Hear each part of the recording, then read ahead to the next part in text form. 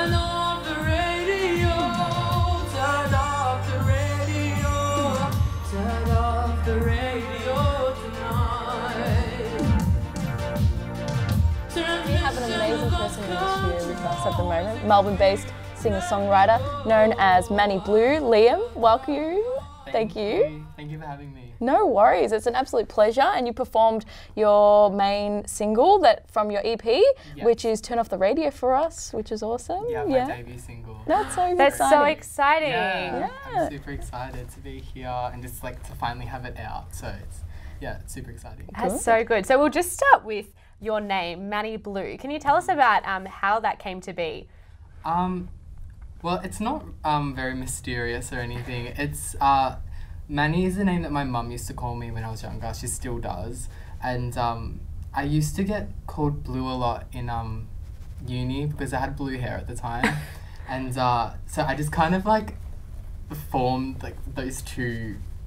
I just like fused them together and just like created Mani Blü, and it kind of just stuck. That's so sweet. Yeah, I like that. Yeah, I really do as well. That's awesome. So you had blue hair? Yeah, I had like I went through like the full spectrum of colors. It was kind of like my rebellion, like when I just left high school, because I went to a really strict Catholic school and I like literally could do nothing creative at all. Yeah, like I used to have like art videos that were banned from the talent show, the art show because they were like too controversial apparently, but you know. That was like my life in school. That's so exciting. And one of your, speaking of being, you know, kind of eccentric and someone who is inspired by yourself or you inspire to be like is David Bowie. What drives you to kind of be like him and, you know, to perform music in his kind of eyes as well? Well, for me, like Bowie was kind of the first person who I discovered that kind of like made me have an experience where like everything clicked. I really loved theatre, I loved art, I loved singing. I did all my school musicals. I like created performance art videos. That was like a huge thing for me, and I kind of didn't really know like which way to go in high school. Like from when I was about like 4, I like had this memory of being a recording artist and writing my own music, but I kind of like had all this stuff going on, and when I saw Bowie, they all it just like clicked, and I'm like, oh my god, you can do everything together.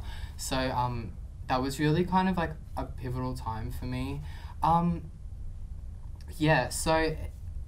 I look up to him simply just because I can see, I don't know, I can see kind of some qualities about him that I kind of see myself a little bit, like not comparing myself to him at all, because like that's like literally impossible. But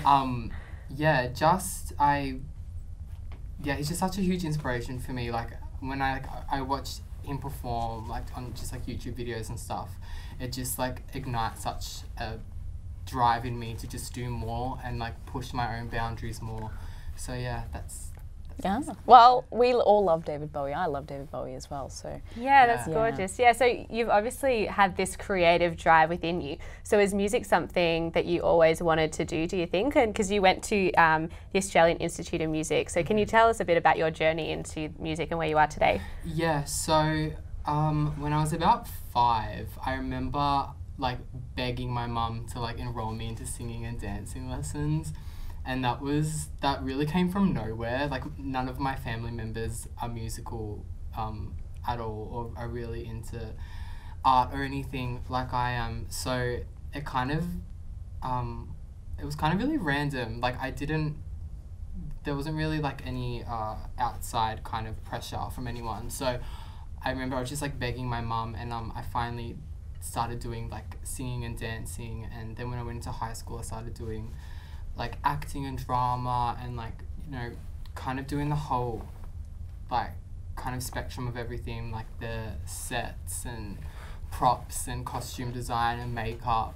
So it kind of started when I was really young. I don't know, I can't really explain it. It was kind of just like I had to do it. It was always within you. Yeah. Yeah. We have in the studio now as well an extra guest. Joju, welcome. Hi. Thanks for having me. Joji, no worries. Thank you so much for coming in. You helped produce the song Turn Off the Radio, which is the debut. I would love to hear the rest of the album at some point, but Joji, you helped. Yeah. I'm excited. But you helped produce the song. How was it like working in the studio? How long did it take? And yeah, tell us about your journey. This was a long journey with Liam. It was a bit of a process, but we shared basically the same quality of perfectionism. And what was a challenge for both of us is the fact that we had to collaborate our perfectionisms with each other. But in the end, we both loved the 80s aesthetic, the theatrical elements of the song Turn Off the Radio, and what came with the process with our buddy Tim as well, ended up just being a really luscious kind of layering style and just a really nice playfulness with the synths, and just a lot of it just felt very accommodating for each other. We were just a great brainstorming team when it came to the instrumentation for the song. Yeah, it worked really well, and it was just a lot of growing between all of us. Yeah, it's great. That's great. So can you tell us a bit about the song Turn Off the Radio and the lyrics behind it? Yeah, so this song was probably like the quickest song I've ever written.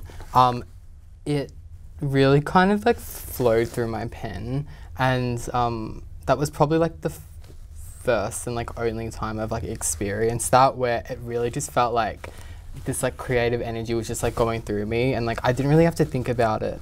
But the meaning for this song kind of evolved over time, and there was a big kind of thing, like it kind of represents like mental health for me personally, and also just the kind of like idea of like toxic love and like that kind of thing.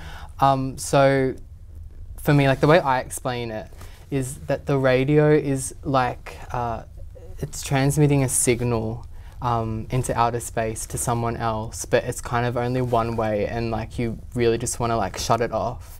And it also kind of represents like social media as well, just like kind of needing to always be a kind of way and feel a certain way and be so like you know, affected by other people.